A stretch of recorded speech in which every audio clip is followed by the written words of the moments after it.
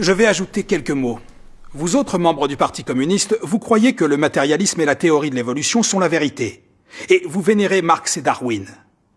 Alors comment se fait-il que de moins en moins de gens croient au matérialisme et à la théorie de l'évolution? Les croyants en Dieu forment la majorité de la race humaine. Aucun des vrais croyants en Dieu ne croit à la théorie de l'évolution. Même parmi ceux qui ne croient pas en Dieu, beaucoup doutent de la théorie de l'évolution.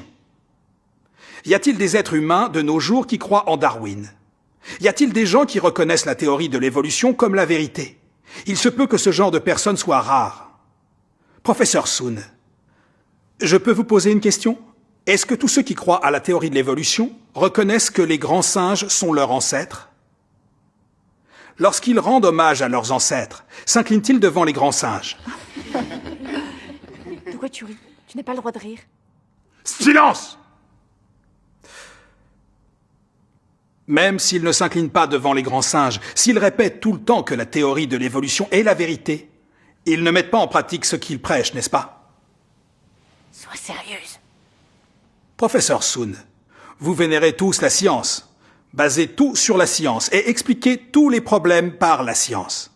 Alors je vous demande, la science est-elle la vérité?